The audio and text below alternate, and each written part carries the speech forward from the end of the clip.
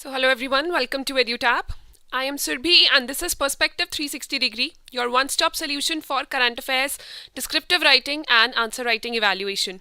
First of all, just let me know in the chat section if the audio is clear, you can hear me clearly, and if the video is clear. The screen is completely visible to you. You should be able to see everything that is written and you should be able to see my face. If everything is clear, just give me a thumbs up in the chat section and then we'll proceed ahead.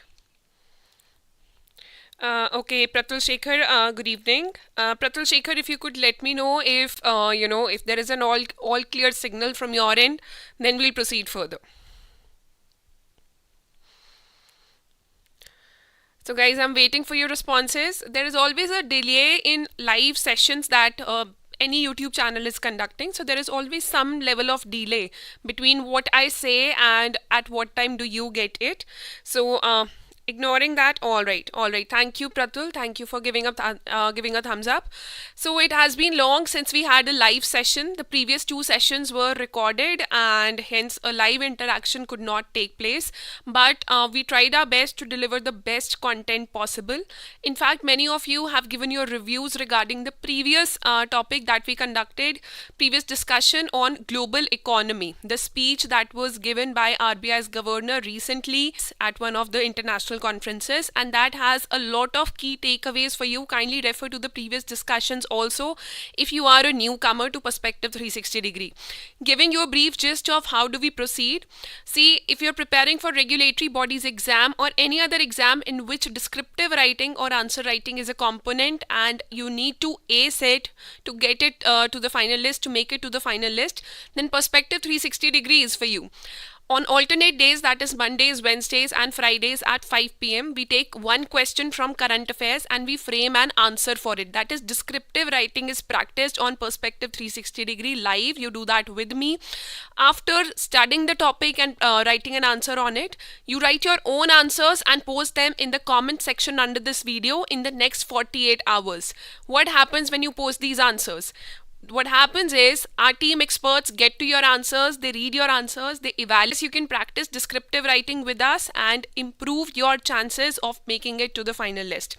So I see a lot of people, old people joining in, a lot of new audience. So Bhavya, hello, Nikhil, hello, and Neha, Apu. Okay, so good evening, and I understand that it is your first class, but just take hold of Perspective 360 Degree sessions also, Apu. So the topic for today is Household Consumption Expenditure Survey. What have we learned from it? What is this consumption expenditure survey? How frequently it is released and why is it important for us? And this is going to be one of the most important surveys for your syllabus. So kindly take hold of this. Kindly try to understand everything that we are discussing today. So recently, first of all, this consumption expenditure survey, what data does it give to you? Obviously, it cannot give you data of 2024. Data takes time to be collected and hence old data is presented in the recent dates. So data of 2022 to 23 has been presented in this HCES, which is the full form, which is the short form for Household Consumption Expenditure Survey. Was it conducted in one state or one union territory? The answer is no. It was conducted in the entire country and it covered somewhere between 2 to 3 lakhs of people. It's not a census, it's a survey. In survey, what do? We try to find out the perfect sample of people. That means we don't approach all the people and collect data. We approach just a few number of people and collect data from them. We extrapolate that data to represent that data for the entire country. So this data has been released. It was supposed that it might be released after the elections, but this data has a lot of key takeaways, a lot of positive things, especially about poverty. It displays that poverty in India is going down and hence it has been released before the elections. It gives a lot of positive outputs.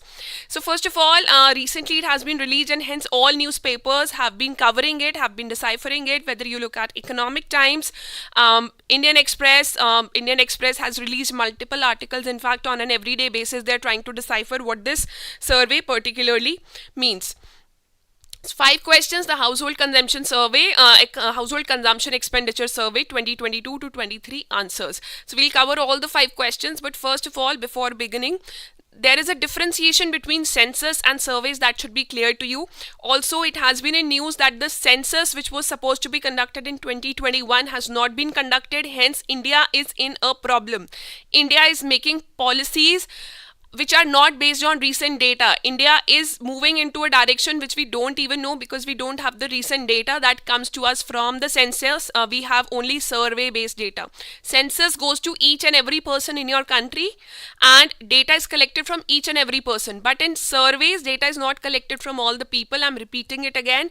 A few people of your country are taken. For example, some people from all the states, 10 people from all the states, or 1,000 people from all the states, from urban areas, from rural areas will be taken, so that they represent the closest reality to a census. But a survey cannot replace a census. So we covered this topic on day 11 of Perspective 360 degree. Kindly, after referring to this discussion, go back to day 11. Looking at the relevance of this topic from RBI Grade B perspective, today's topic, it is important when we discuss measurement of growth, national income and per capita income, and poverty alleviation and employment generation in India. How is a survey important for that? This will become clear in a while. Also, when we talk about demographic trends, changes in demography, what their choices are, how they are migrating, everything will be discussed today under this topic. Similarly, for NABARD Grade A, you have the topic of inflation. Inflation has been talked about under the survey. Trends in inflation and how inflation impacts national economy and individual income. Individual income can appear to be lesser even though it is increasing, because inflation could be increasing at a higher rate than the rate of your income increase. Hence, even if your income increases, you might not be able to buy more goods or be able to buy more services, because the prices of these goods and services are rising, and this is not in proportionate to what salary people are getting or how much money they are making. So poverty alleviation and employment generation in India, that is the second topic where this topic holds relevance in your syllabus. And then population trends, population growth and economic development. So very important topic for today. And for SEBI Grade A, economics, especially the national income part, that is relevant from this topic's point of view. So now the expected question which you would feel is that the survey has come out. So RBI or SEBI, NABARD might ask us a direct question like this, talking about the observations of the survey. And to which I would agree that yes, such a question can be asked, which is displayed on your screen. The question is, what is the significance of the All India Household Consumption Expenditure Survey? There should be a question mark here, excuse me for that. Emphasize the key observations from the survey for the year 2022 to 23. That means the question is divided into two parts. In the first part, you just have to talk about significance. In the second part, you just have to talk about key observations. And this appears to be a very simple question. Answer for 400 words, that is for 10 marks. This is going to be very simple after we go through today's session. But another question that can be asked here, which has a high chance of being asked, especially in the RBI Grade B exam, is this. Bring out the reasons for why the basket for consumer price index should undergo a change. So this question could appear to be tough, but once you understand today's survey's observations, this will become very simple to understand that why such analytical questions are asked in your exam. And if such analytical questions are being asked, these are basically not tough questions, but here the examiner is expecting you to cover at least basic reports, basic surveys, basic data, and answer on the basis on them. For the previous many years, you must have been preparing that GDP is not a good indicator of growth. I'm sure every one of you who is preparing for any regulatory body's examination must have covered this question. Why is GDP not a good indicator for growth? Or suggest some reasons why GDP cannot be considered as an efficient measure to indicate growth of a country. Similarly, consumer price index, or how you measure inflation, headline inflation in your country, retail inflation in your country, that is under question for the past many years, because it has been 12 years. Kindly take a note. It has been 12 years since the time consumer price index was changed. The basket for consumer price index was changed. And now, since we have recent data, it indicates that consumer price index might not be the best way to measure inflation in your country. We have seen that in the past also, because of the presence of food and fuel, which are very volatile in terms of prices. CPI might not be the best indicator. Hence, if such a question is asked, you can quote data from today's discussion, and kindly be prepared for that. So, displaying the answer blueprint in front of you, you have to divide your answer into three parts, that is introduction, main body and conclusion, and make sure that whatever you're planning to write from here is divided into three parts. In the introduction, we usually start with an overview of the topic. So here we'll give an overview of All India Household Consumption Expenditure Survey, basic data, when is it released, how frequently it is released, which is the organization that uses this data, that creates the survey, that carries out the survey. Secondly, in the first part, as you can see, significance of this survey has been asked. So we will ascribe a separate part of our answer to talk about significance. We'll write 3-4 points regarding the significance. We'll not beat around the bush because this is a 400 words answer only. Hence, major data or bigger explanations, comprehensive explanations are not expected from you. Just talk about significance in 4-5 lines and you will be done. This part and this part will justify the first part of your answer, that is the first half of your answer, and they should cover somewhere around 150 words, not more than that. The key observations will be the second part, that is body part 2 of your answer. We'll cover the observations in this part, and finally in the conclusion we'll end with the summary. You can also emphasize on the observations. What do these observations mean for the country? You can emphasize on that also in your conclusion. So let's begin writing our answer.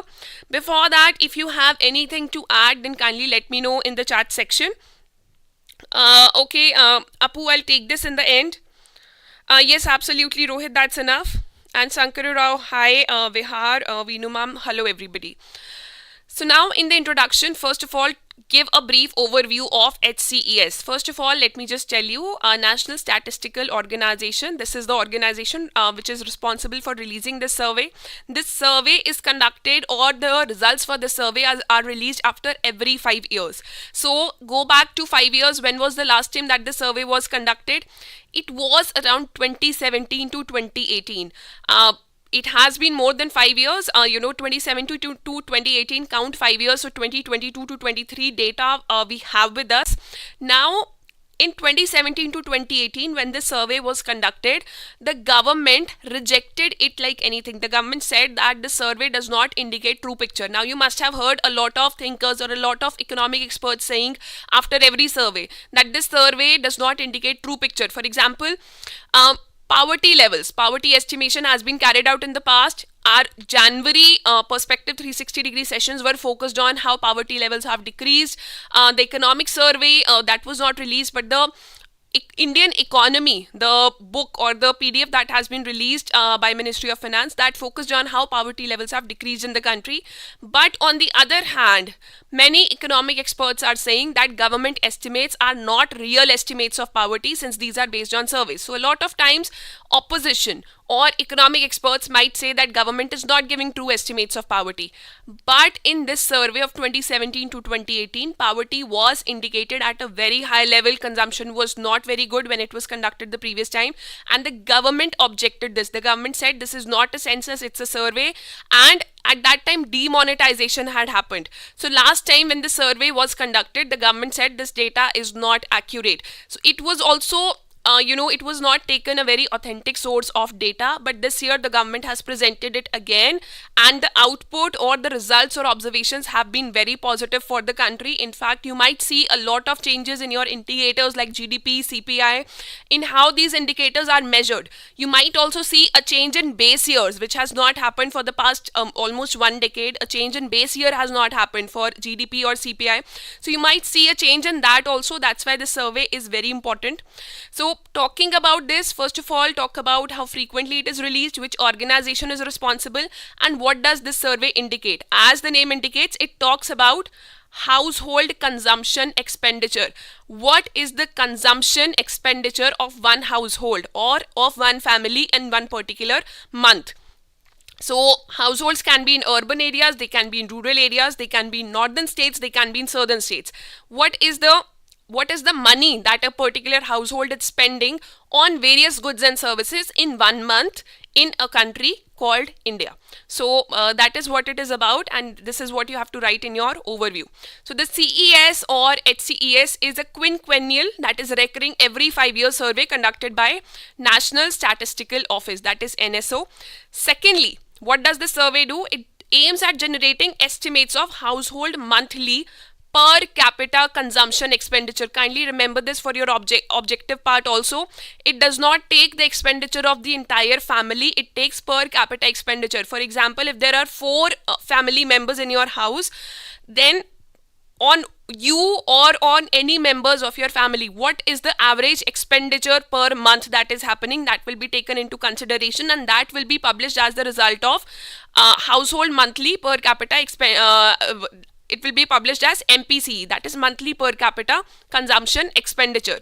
And this is taken separately for rural areas, for urban areas. Obviously for rural areas this expenditure is going to be lower, for urban areas it is going to be higher. So it also tells you, it also lets you calculate the gap between development or expenditure in rural areas and development in expenditure in urban areas. So rural urban gap can be calculated with the help of results of this survey.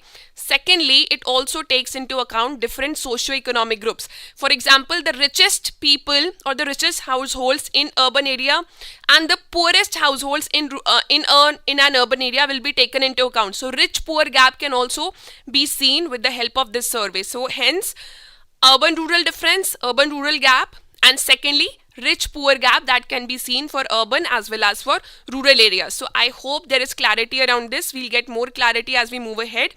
And this data provides you analysis of, as I told you, rich poor gap, urban rural gap, and the data gathered in this exercise reveals the average expenditure on goods, food and non-food, and services. So that's about this particular survey. You don't have to write anything more in introduction since the data points are few, and hence we'll use that in the body part 1 that will be talking about significance of the survey. So you can emphasize on the importance of this, that this is an invaluable analytical and forecasting tool. Now from here I'll move on to the let's delve deeper section where we'll talk about the body part 1, that is significance of this survey. Why is this survey important? If you have listened to me properly, then you might have got some idea to indicate the differences, to see where is the consumption going. For example, if the survey indicates that people in India are spending more on fast food rather than they're spending on fruits and vegetables, so you know that health of our country is not going to be in a good state, or fast food joints are making a lot of money, so that's where government can tax fast food joints more. Any policy decision can be taken based on this survey. On the other hand, if you see that people in your country are spending more on cereals, let's say wheat and rice, that means people are focusing more on eating basic cereals, and hence PDS is probably functioning fine, or the food choices of people can be revealed. And if you know consumer price index, CPI, which is used to measure inflation in your country, just don't forget, CPI is kept in control. CPI is used as the metric for measuring inflation in your country, and it is the responsibility of monetary policy committee to keep that inflation in check between 2 to 6%.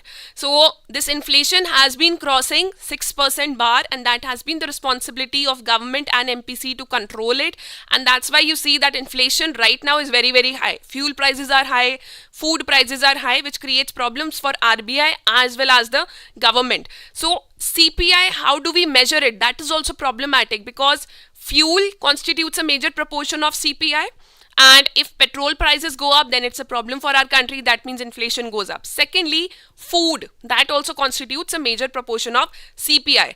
And what kind of food are people willing to buy? For example, if you look at 1990s, people were working hard to just afford 3 meals a day or 2 meals a day, and they were more focused on buying cereals like wheat, pulses, and rice. But now it might indicate that people are more focused on consuming fruits and vegetables. So CPI should contain more weightage for fruits and vegetables. That means choices of people should be reflected better in CPI. And who decides, who gives us data regarding choices of people in our country?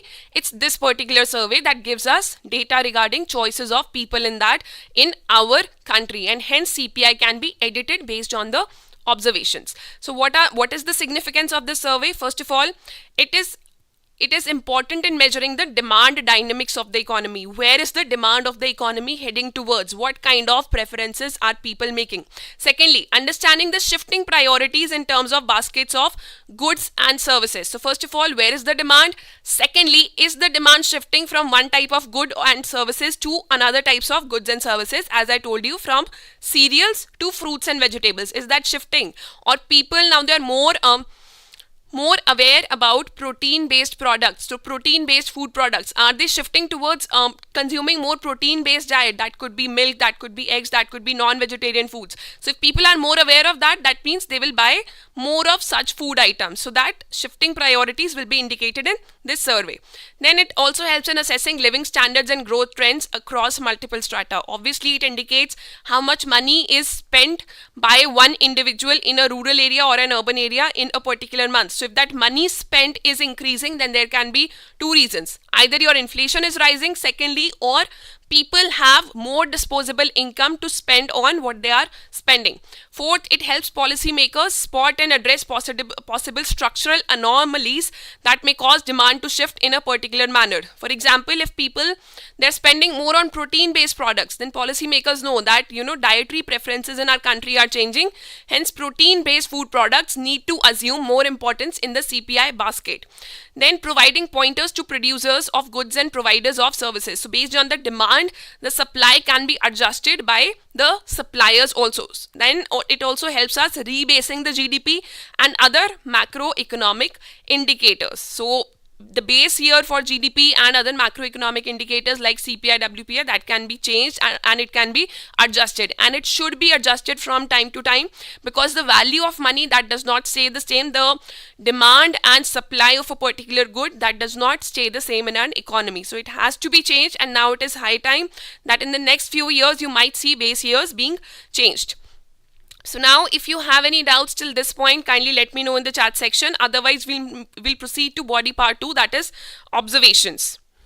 Hello Rohit. So okay guys, so if you have any doubts, kindly post them in the chat section. Then we'll cover some observations, and the observations will help you understand this topic and the survey much better. You will be so happy after learning about all these observations, and you will feel yourself very confident regarding the data and observations that we are going to discuss. You'll feel more confident in approaching other answers also, because this is really good data that we are doing here.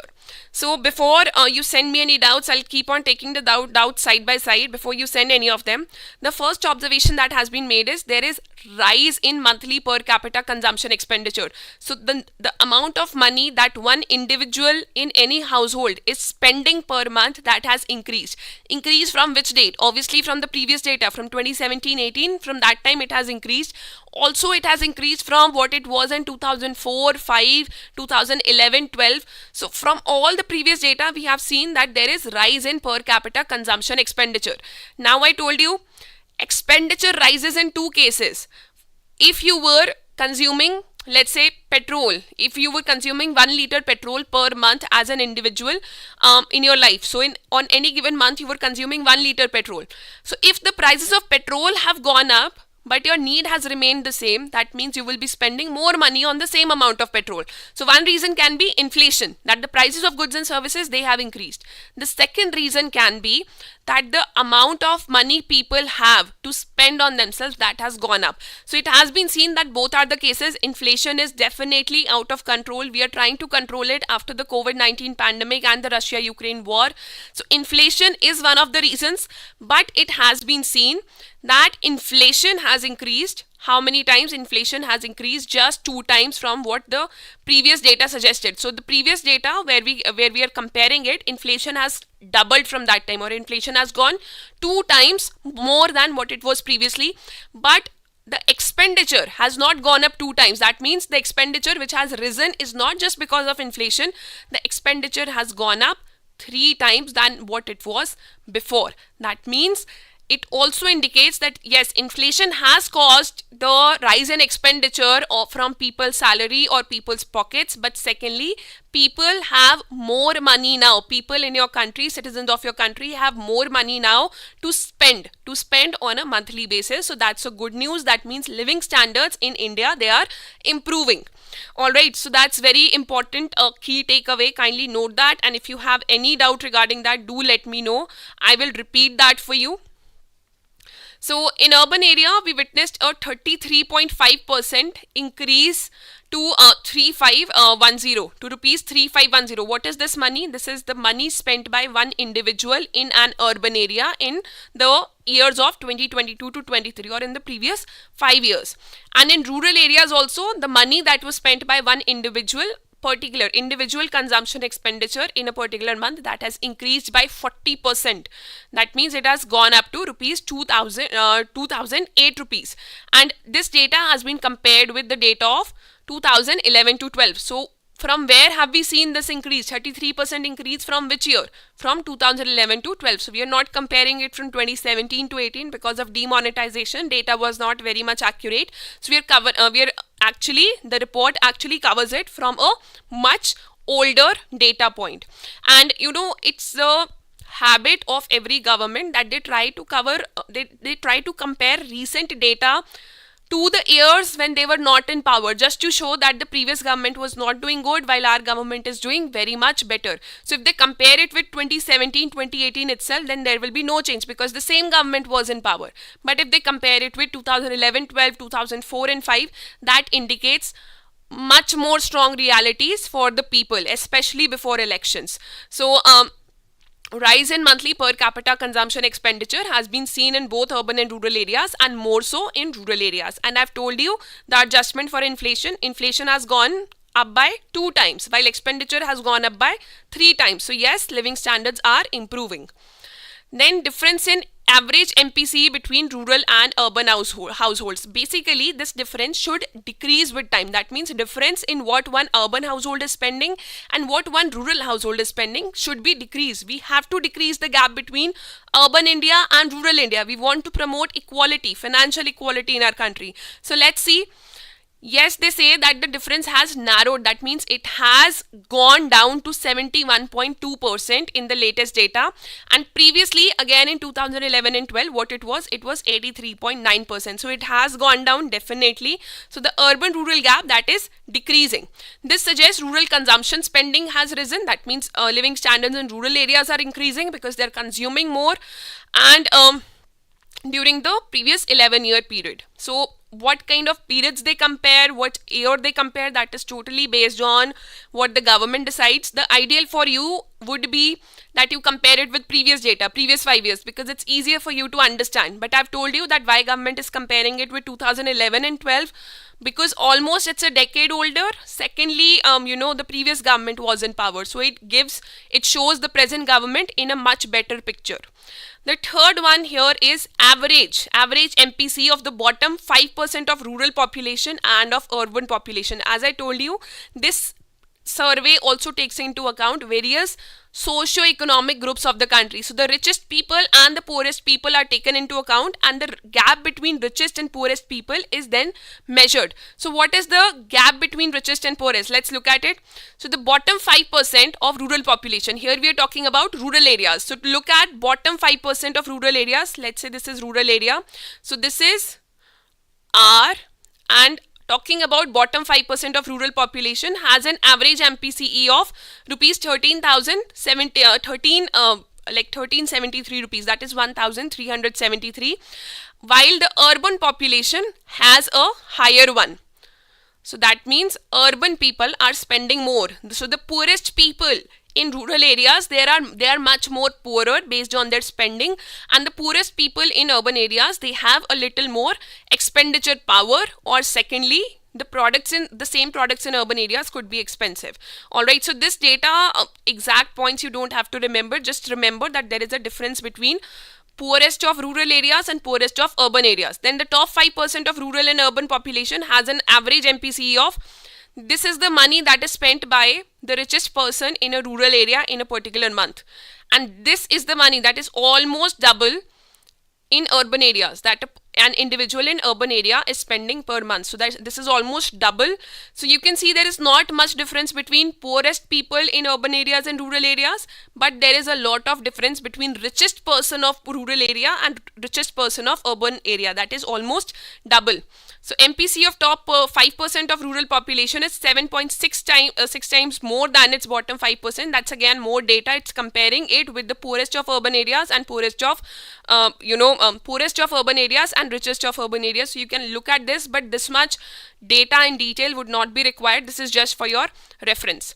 Then the most important part of consumption in India, because India is a developing country, we have struggled with provision of food for our population in the past many years, thanks to the Green Revolution that sorted that out for us. But yes, global hunger indicates index indicates that we have multidimensional levels of hunger, or multiple definitions of hunger can be seen. Malnutrition is there, obesity is there in your country. So what is the money that people are spending on food and what kind of food they are consuming? So let's look at share of expenditure on food. So what do you think that with the increase in living standards, is the money that is spent by people on consuming food or on purchasing food, is that increasing with time, or is it decreasing with time? And this point is very important to understand. Let me repeat this question for you. What do you think that, since we have seen that living standards of people are increasing, they're spending more per month per individual. So do you think they're spending more on food than what they were before, or they're spending lesser on food than what they were doing before? So kindly let me know this answer in the chat section. People spending more on TV, fridge and AC as well. Yes, Pratul, that is right. Guys, I'm waiting for your responses. Do you think that with the rise in living standards, people are spending more percentage of their salary or income on food, or lesser percentage of their salary or income on food? So here we'll have 2 points that will be focusing on food and non-food items. Then we'll talk about what is the comparison between states, and we'll also talk about what is the poverty level between different states. So I've received one response for that. Pratul Shekhar is saying that people are spending more on appliances, more on durable goods. So see, let's say in 1990s, somebody was earning 100 rupees. Okay, out of these 100 rupees, 50% was going on food. 50% on buying food to be able to just afford food for 2 meals a day or 3 meals a day for his or her family. So a major chunk, that is 50% of that person's salary in 1990s, was going to buy food items. But nowadays, with the rise in salaries, with the rise in living standards, food prices have not risen as much as they were back in 1990s. So food prices have not risen in parallel or in consonance with the rise in salaries or the rise in disposable income of people. So as a result of which, this person is making 1000 rupees now, but this person is spending almost 50 rupees, or let's say just 60 rupees on food right now. You see that on one hand, we see agriculture is in distress, farmers are in distress. Farmers say that we are not paid adequately for the crops that we grow, for the fruits and vegetables that we grow. Farmers also say that agriculture is not remunerative. And this can be seen as a result of this expenditure survey also, because the percentage share spent on food items that was there back in 1990s or in 2004 and 5, that percentage share spent on food has gone down. That means people's income has risen, inflation has risen, but what we are paying for food, that has gone down. Consumption of food has not gone down, but percentage spent on food products has gone down because food prices, they have not gone up, and this can be indicated by agricultural distress, by agriculture not being a remunerative activity. So this is an important point to make here. Whenever you're talking about agriculture being non-remunerative or food prices not, paying back the hard work of a farmer, kindly quote this survey, kindly quote this particular survey. So first time, expenditure on food has been less than 50%. First time in the history of India. So for rural India, 46% of the money that is spent by any individual per month, it was close to 2000 rupees. So almost 17,050 rupees is being spent in a particular month on food. For urban area, this is just 39% of the total expenditure in 1 month. So, just out of 100 rupees, 39 rupees are being spent on food. Rest of the money is being spent elsewhere. So it's less than 50%, which is good for consumers but not good for farmers or for agriculture in our country.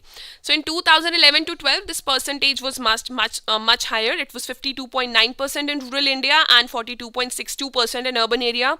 You don't have to remember this data, but kindly remember this particular data, that first time the expenditure on food as a part of expenditure per month for an individual that is calculated in the survey is less than 50%. So where are people spending? Where, if they're spending on food, where are they spending? They're spending on high nutritional meals. For example, eggs, fish, meat, fruits and vegetables, milk. This expenditure has gone up, and the expenditure that is calculated, that is carried out for cereals, wheat, pulses, rice, that has gone down. So expenditure on cereals, it was almost 22% of total consumption expenditure in 1999. So 22% of the money was going on cereals, but now this is just 4.91% for rural areas. And for urban areas, which was around 12% back in 1999, it is just down to 3.64%. Again, this indicates that why farming is not remunerative. Secondly, it indicates more weightage towards cereals, than that weightage has to decrease. In fact, the weightage for fruits, vegetables, eggs, fish, milk and meat, that needs to increase, because people are preferring more consumption of high protein or high nutritional items as compared to just rotis. Previously, you would see that in 1990s, if there was a particular diet of a person, people would just, flaunt and say that I consume 15 chapatis, or my father used to consume 20 chapatis. So that was the saying for having a nutritional diet. But now we want to focus more on other nutritional items, which include all of this. So hence CPI, how we measure what weightage do we give to cereals in our consumer price index, that has to change, that has to shift towards these nutritional items, because the choices of people, they have changed. So it has high implications for consumer price index based inflation. I hope this is clear. And I have taken a screenshot of an article from the Indian Express to make it more clear that why CPI should be impacted and why CPI should be changed now.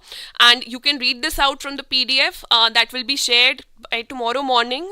Tomorrow morning we'll share it on our Telegram channel. So kindly read just this part out of the article and it will become more clear to you. If there is no clarity regarding this, or if you have any confusion, then kindly let me know in the chat section. I will repeat that again.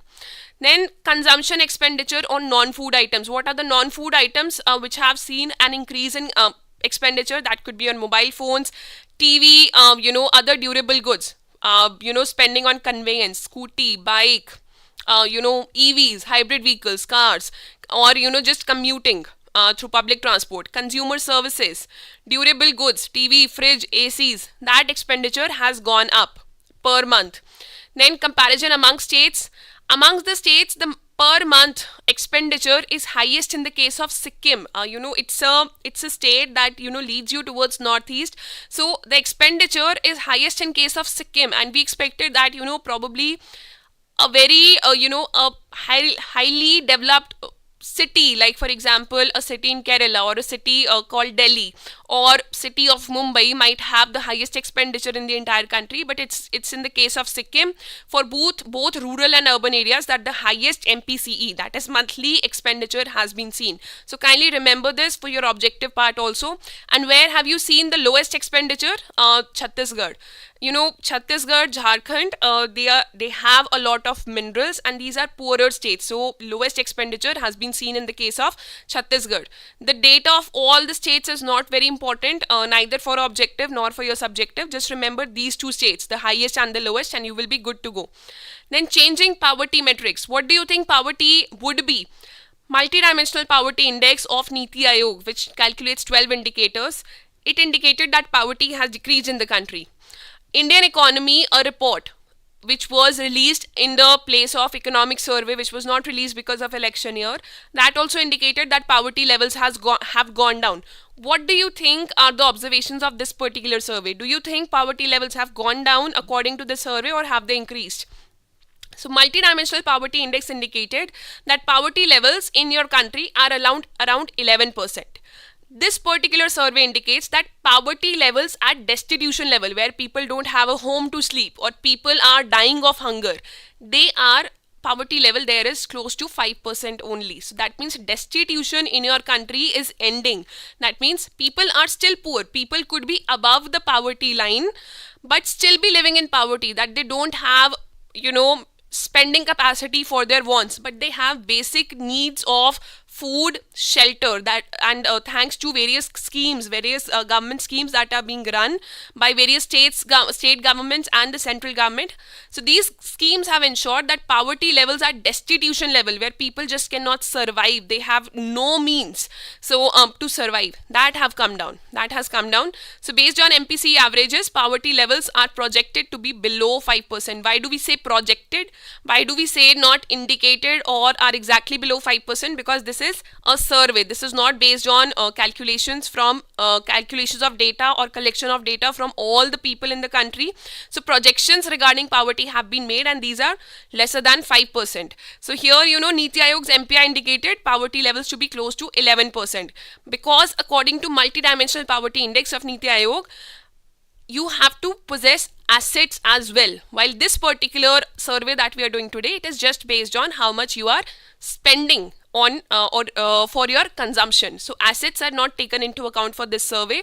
So when you just have to spend money for consumption, that time a lot less people will appear to be poor. But when it comes at what assets you possess, do you possess a house, do you possess a pakka floor, that is the case of multidimensional poverty index. So in that case, a lot of people might not possess basic sanitation facilities, basic houses. So from Niti Aayog's MPI report, poverty levels are much higher, but according to this consumption levels, poverty levels are much lower. So informal estimates indicate a decline in poverty, with destitution nearly eradicated due to various welfare schemes. So you can talk about various welfare schemes, for example, Ayushman Bharat, and and multidimensional approach to poverty alleviation in your country. So that's about all these points, and these 7 points are very important for you to understand. If you have doubts regarding any of these, then kindly let me know in the chat section, and then we'll move on to the last portion of today's discussion, that is conclusion or the summary. Where to send answers? In the comment section under this video in the next 48 hours, that is by Sunday 5 p.m. Ma'am, how to proceed writing with descriptive answers once the session is done? Go through the video once again, go through the PDF once again, and try to write an answer on your own. You can very well copy all this information that I'm providing to you as part of the team. You can copy this, but try to write it in your own language. Yes, less on food, that was right. Less percentage on food. So just remember, people are spending less percentage of money on food, but they're not spending less absolute money on food. Absolute money on food, that is higher than before. But percentage of salary or percentage of expenditure on food, that is lesser than before. All right. So now moving on to the conclusion part. First of all, indicate that why this data is important, especially summarize why this data is important, and that's all that we have to write in conclusion, since this is for 400 words only. So first of all, people can aspire for more when as a percentage of total consumption spending they spend less on food. So if food is very expensive in your country, your major chunk of the salary is going on food consumption, but you also have to talk about the other side, the farmer side, that they should also get their due. So obviously people can aspire for more. That means living standards can rise than what they were before if you're spending lesser money on food, as they have more money for other things, from consumer durables to clothing and food indicators, including GDP, poverty levels, and CPI, consumer price inflation. So that's how you can summarize your answer. In 400 words answer, a complete way forward or a complete summary of let's say 50-60 words is not required. Just 2 to 3 lines in your conclusion would be more than enough to get you very high score in a 400 words answer. So that's the answer for today. That's the discussion for today. I hope this discussion has made sense to you. You have got more insights about what the survey was about. I'm displaying the question again. And free evaluation services will be provided by our team only if you post your answers in the next 48 hours in the comment section under this video. So quickly write your answers. Don't forget to follow the word limit and get a free evaluation, not just evaluation but a comprehensive feedback by experts at EduTap to help you make it to the final list. If you have any feedback for Perspective 360 degree, if this initiative is helping you out in any possible way, then kindly let me know in the comment section. It's open for feedback. You can contact us at this phone number or this email ID to know about various paid courses of EduTap if you want to subscribe and if you want to ace your preparation for any of the exams that we provide services for. Kindly find the PDF on our Telegram channel by tomorrow morning. You can join our Telegram channel by clicking on the link given in the description. If you have any incoming doubts, kindly let me know in the chat section. Otherwise, we'll call it a day. Ma'am, according to expected notification of RBI Grade B, yes, Neha, kindly type it completely. What are you trying to say? According to you expected notification of RBI Grade B, Neha, I cannot comment on that.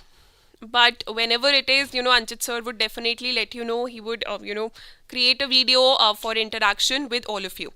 So, see you guys, all the very best for your preparation, and kindly follow this discussion, follow other initiatives on EduTap, and I will see you very, very soon with another discussion with more valuable insights for you.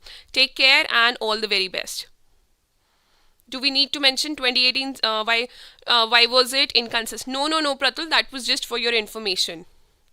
Don't talk about anything that the government did not like.